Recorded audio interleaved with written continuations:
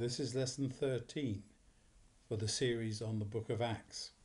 And here we see Paul on his journey to Rome. Maybe not the Apostle Paul, but Paul nonetheless. Hello, this evening I'm standing right beside the Roman Forum in the last rays of the light that's coming over the hill here. And the Apostle Paul on his journey to Rome would certainly have seen all of this.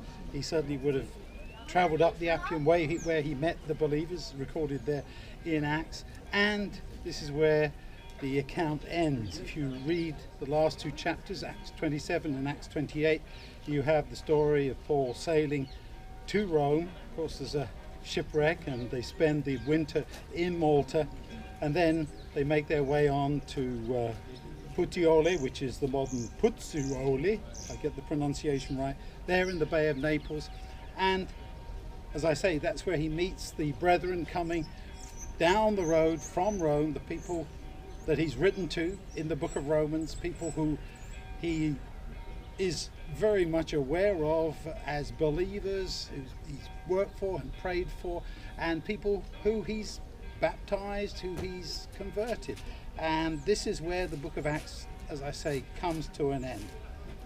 In the lesson notes, you see that it said that it's not sure why Luke breaks off his account at that point. He doesn't give the final end of Paul or exactly what happens thereafter. He just leaves it with Paul in Rome. The conclusion there is that perhaps from his viewpoint, the gospel had gone to all the world at that point, and that this was really the end of the Acts of the Apostle, which of course stretch on for many, many more years, but that is really where the Luke's focus comes to an end. And as we think about that, as we think of what Paul accomplished, you think of his conversion, you think of his experience, the way he was persecuting the believers, and how in the end he was converted himself, went through all those experiences, goes to Arabia, becomes a fervent missionary for Jesus, undertakes those missionary journeys, 3 that we know about, maybe more, and he is the one who really sets his stamp on the early church as the one who led Christians. You have the believers in Jerusalem, but took the gospel to the Gentiles. What a wonderful thing.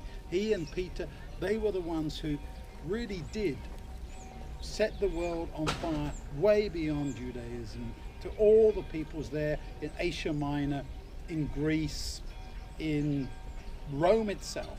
And thinking about that, don't we owe him such a debt of gratitude when we think of all the work that he did? So as you come to the conclusion of the book of Acts, it's the Acts of the Apostles. It's what they did, believing in Jesus. And may we do the same as they did, sharing the good news of Jesus with everyone we meet.